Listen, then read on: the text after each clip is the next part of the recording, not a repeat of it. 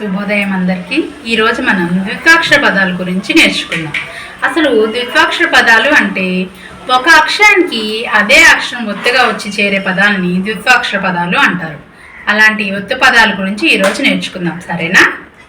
ద్విత్వాక్షర పదాలు అంటే ఒక అక్షరానికి అదే అక్షరం ఒత్తుగా వచ్చే పదాన్ని ద్విత్వాక్షర పదాలు అంటారు కదా. చూడండి, కా, కాకి కావత్తు, అక్క, చుక్క, మొక్క, రెక్క, గా, గాకి గావత్తు, బుగ్గ, అగ్గి, మొగ్గ, గుగ్గిలం, చాకి చావత్తు, పచ్చని, కుచ్చులు, బచ్చలి, జాకి జావత్తు, మజ్జిగ, సజ్జలు, గజ్జలు, బజ్జి, టాకి టావత్తు, అట్టు, జుట్టు, పట్టాలు, బొట్టు, డాకి డావత్తు, గడ్డం, వడ్డాణం, జిడ్డు, గుడ్డు, టాకి టావత్తు, అత్తరు, ఇత్తడి, కత్తెర, విత్తనం, డాకి దావత్తు, అద్దం, పద్ధతి, బద్ధకం,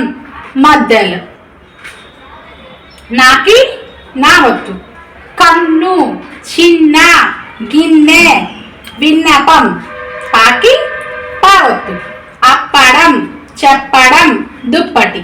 చూశారు కదా పిల్లలు, కా నుంచి పా వరకు ఒత్తు పదాలు రాసి చూపించాను కదా పిల్లలు. బా, బావత్తు, అబ్బాయి, డబ్బా, మా, మావత్తు, అమ్మ, కొమ్మ, రెమ్మ, యా, యావత్తు, అయ్యా, ఉయ్యాల, రా, రావత్తు, కర్ర, గొర్రె, పుర్రె, లా, లావత్తు, అల్లం, పల్లీలు, ఇల్లు, బా, బావత్తు, అవ్వ, బువ్వ, గవ్వ, సా, సావత్తు, బస్సు, లెస్స, సరస్సు.